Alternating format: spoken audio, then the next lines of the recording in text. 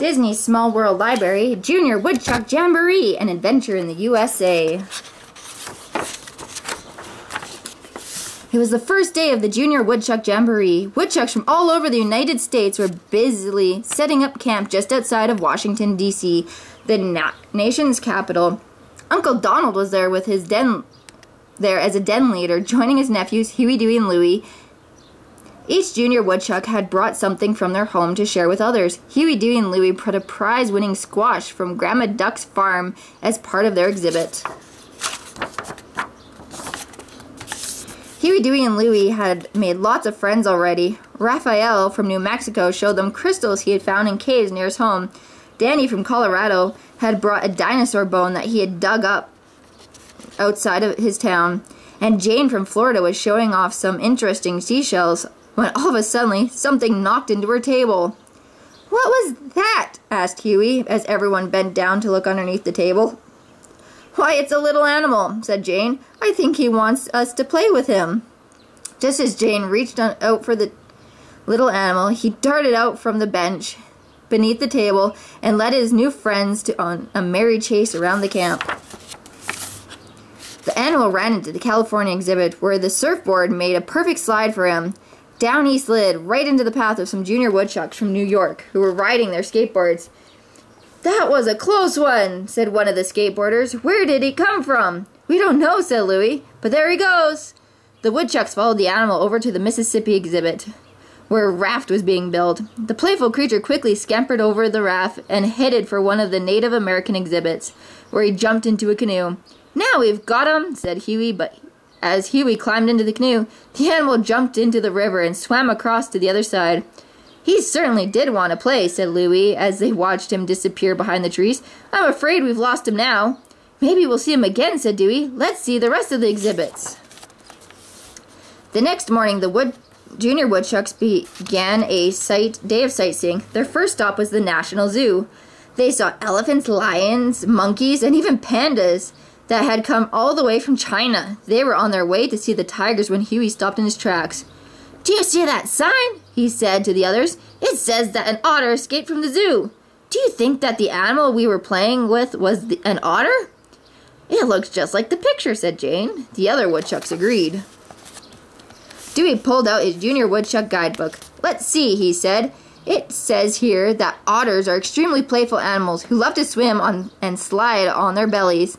"That sounds like the animal we saw," said Danny. "There's a long list of places where otters can be found in the United States," continued Dewey, "but Washington, D.C. isn't one of them." "That little guy just has to be the runaway otter," said Jane. "Wouldn't it be great if we could find him and bring him back to the zoo safe and sound?"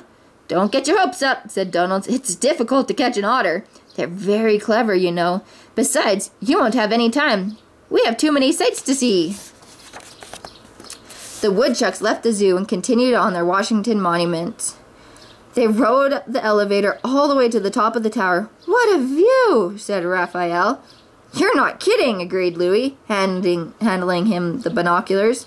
"Do you see what I see?" "Wow," said Raphael. "It's the otter. He's in the reflective pool." The junior woodchucks raced down to the reflecting pool. When they reached the otter, he playfully swam to the other end of the pool and hopped out. "Follow that otter!" shouted Jane. "Hey, wait a minute," said Donald. "Our bus is over this way." Donald reluctantly joined the chase. The woodchucks followed the otter down the mall and right into the Smithsonian Institution. "Well, the Museum of American History was next schedule stopped anyways, said Donald, panting. "We'd better split up," said Huey. "This museum is very big." Jane and Louie took off down the corridor. "Uh-oh," said Jane, standing in front of the First Lady's exhibit. "I think that fur stole is moving." A woman next to Jane looked at the mannequin and let out a loud scream. As the guards ran over to help the woman, the otter unwrapped himself from the mannequin and scurried away. "Come on," said Louie, but it was too late. The otter had disappeared again.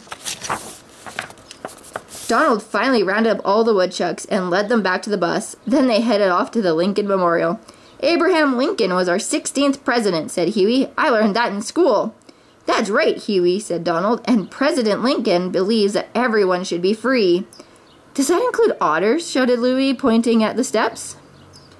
They watched as the otter slid down the wall beside the steps leading away from the monument. They started to follow him, but Donald stopped them. "Oh no," said Donald. "We're done chasing otters today. It's time to get back to the campground." "We can't leave yet," cried Huey. "We haven't caught the otter." "Someone else will have to find it," Donald replied firmly. "We've got to get going now."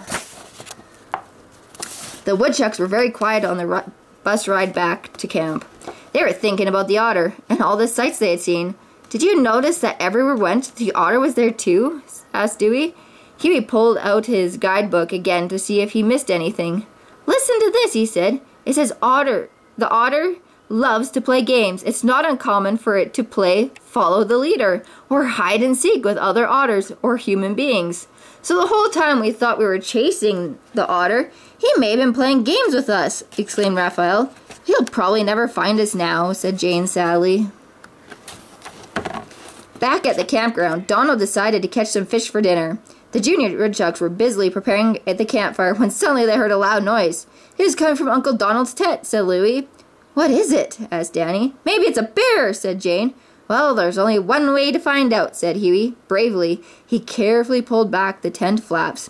"It's the otter!" Huey shouted, "and he's gone into everything!" When the little otter saw the woodchucks, he dropped the jar he was holding and ran off into the woods. The woodchucks took off after the otter. They were determined to catch him this time. The otter led to the river bank and dived in. He splashed around for a while, then he swam away. The otter looked back towards shore, as if he hoped the woodchucks would find some way to follow him. Luckily, the rafts and canoes were still by the river. The woodchucks jumped in and the chase was on.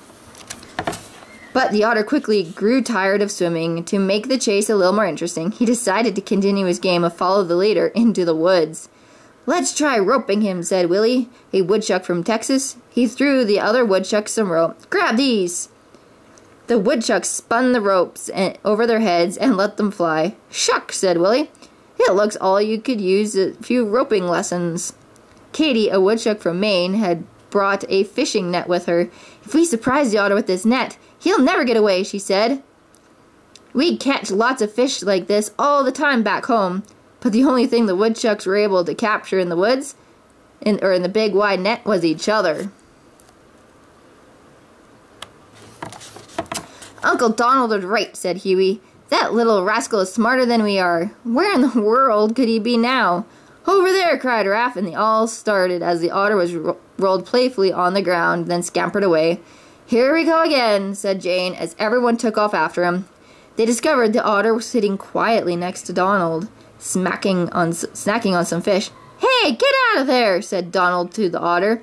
"Those are my fish." "The guidebook says that fish is an otter's favorite food, Uncle Donald," said Huey. "The otter must be hungry."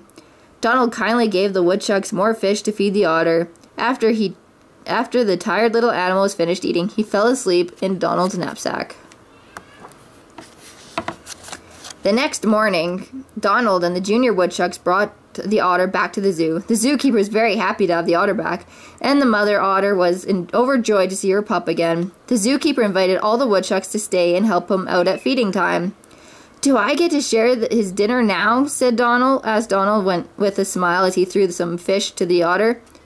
Donald and the woodchucks boarded the bus to head back to the campground. "I'm so proud of the way you woodchucks worked together to help rescue the otter," Donald told them. "And I am happy that we all have so many new friends from all over the country," added Louis. "That's what has made this adventure so special." The other woodchucks couldn't have agreed more.